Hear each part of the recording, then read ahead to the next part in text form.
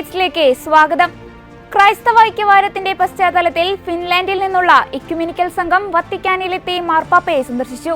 ഫിൻലാൻഡിലെ orthodox സഭയുടെ പുതിയ തലവൻ ആർച്ച് ബിഷപ്പ് ഏലിയ, ഹെൽസിംകി രൂപതയുടെ അധ്യക്ഷൻ മോൺസിഞ്ഞോർ റായിമോ ഗോയറോള, മോൺസിഞ്ഞോർ മാത്തി സലോമാക്കി എന്നിവരുടെ നേതൃത്വത്തിലുള്ള പ്രതിനിധി സംഘമാണ് പാപ്പയുമായി കൂടിക്കാഴ്ച നടത്തിയത്. സ്നേഹത്തിന്റെ പ്രകടനമായ ക്രിസ്തുവിന്റെ അവതാരത്തിനെ സാക്ഷ്യം വഹിക്കുക എന്നതാണ് ഇക്യുമെനിക്കൽ സേവനത്തിന്റെ കാതലെന്ന് പാപ്പ പറഞ്ഞു. തുടർന്ന് പ്രതിനിധി സംഘത്തോടൊപ്പം എത്തിച്ചേർന്ന ഗായക സംഘത്തിനും പാപ്പ നന്ദി അറിയിക്കുകയും ചെയ്തു.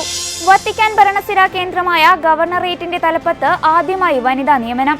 കർദിനാൾ ഫെർണാണ്ടോ വേർഗസ് അൽസാഗ വിരമിക്കുന്ന ഒഴിവിലാണ് ഗവർണറേറ്റിന്റെ പുതിയ പ്രസിഡന്റായി സിസ്റ്റർ റാഫേല പെട്രിനിയെ ഫ്രാൻസിസ് മാർപ്പാപ്പ നിയമിച്ചിരിക്കുന്നത്. മാർച്ച് മാസം മുതലാണ് പുതിയ ഉത്തരവാദിത്തം ഏറ്റെടുക്കേണ്ടത്. വത്തിക്കാനിൽ ഭരണകേന്ദ്രങ്ങളിൽ വനിതകൾക്ക് കൂടുതൽ പ്രാതിനിധ്യം നൽകുന്ന നിരവധി നിയമനങ്ങൾ മാർപ്പാപ്പ ഇതിനോടകം നടത്തിയിരുന്നു.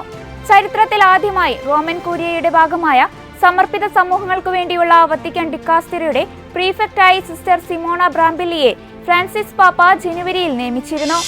പാലക്കാട് ജനത കുടിവെള്ള പ്രശ്നം നേരിടുമ്പോൾ മദ്യനിർമ്മാണ യൂണിറ്റിനെ അനുമതി നൽകുന്നത് കുറ്റകരമാണെന്ന് പ്രോ ലൈഫ് അപ്പസ്തോലേറ്റ്. മനുഷ്യന്റെ ആരോഗ്യവും ആയുസ്സും നഷ്ടപ്പെടുത്തുകയും കുടുംബങ്ങളുടെയും സമൂഹത്തിന്റെയും പുരോഗതിക്ക് തടസ്സം സൃഷ്ടിക്കുകയും ചെയ്യുന്ന മദ്യം സുലഭമാക്കാനുള്ള പദ്ധതികളിൽ നിന്നും സർക്കാർ പിന്തിരിയണമെന്ന് pro life executive secretary Sabu Jose വ്യക്തമാക്കി.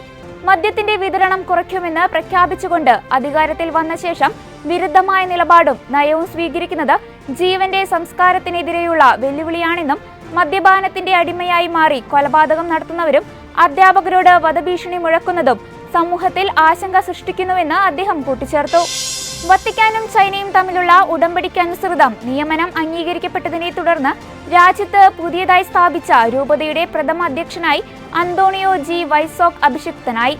ജനുവരി 20-നാണ് ഫാദർ അന്തോണിയോ ജി വൈസോക് മെത്രാനായി അഭിഷിക്തനായത്.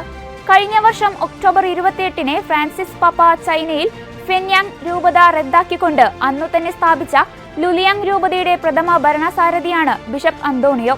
അദ്ദേഹം അധ്യക്ഷനായ ലുലിയാങ് രൂപത അതിർത്തിക്കുള്ളിൽ 20,000 വിശ്വാസികളാണ് ഉള്ളത്.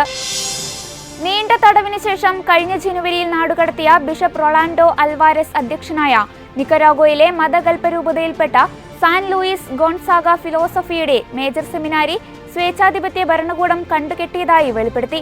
മനുഷ്യാവകാശ പ്രവർത്തകയും ഗവേഷകയും അഭിഭാഷകയുമായ മാർത്ത പെട്രീഷ മെലീനയാണ് ഇക്കാര്യം മാധ്യമങ്ങളെ അറിയിച്ചിരിക്കുന്നത്. മതകൽപ്പരൂപതയുടെ ഹൃദയമായാണ് ഈ സെമിനാരിയെ നിരീക്ഷിക്കുന്നത്. വൈദിക രൂപീകരണം പൂർണ്ണമായും നിർത്തലാക്കാനാണ് നിക്കരാഗോയിലെ ഏകാധിപത്യം ഇതിലൂടെ ലക്ഷ്യമിടുന്നതെന്ന് മാർത്ത പെട്രീഷ ചൂണ്ടിക്കാട്ടി. ഇതോടെ ചർച്ച അപ്ഡേറ്റ്സ് പൂർണ്ണമാകുന്നു. നന്ദി.